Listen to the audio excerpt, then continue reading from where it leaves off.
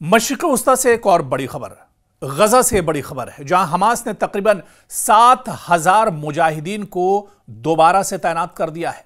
7,000 लड़ाकों को दोबारा से तैनात कर दिया है। जी हां, यह गजा से बड़ी खबर आ रही है और बहुत अहम सोर्स के जरिए से खबर आ रही है, जहां पर हमास ने एक बार फिर पूरी मजबूती के साथ 7,000 अपने लड़ाकों और 7,000 मुजाहिदीन को गजा में दोबारा से तैनात किया है।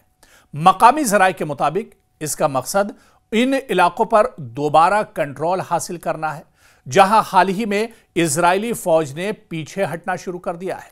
दरअसल डोनाल्ड ट्रंप ने जो मुआहिदा किया है हमास और इजराइल के दरमियान, उस मुआहिदे में यह भी शामिल था कि यह मुआहिदा होने के बाद इजराइल के जो फौजी हैं वो गजा से पीछे हटेंगे।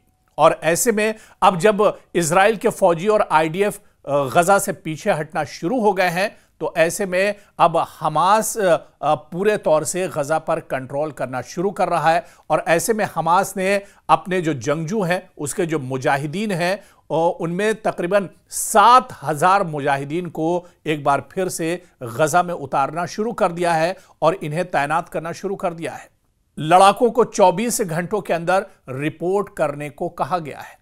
गजा से मौसूल रिपोर्ट्स के मुताबिक हमास के मुसल्लह दस्ते कई इलाकों में पहले ही तैनात हो चुके हैं, कुछ सिविलियन कपड़ों में और कुछ गजा पुलिस की नीली वर्दी में भी नजर आ रहे हैं।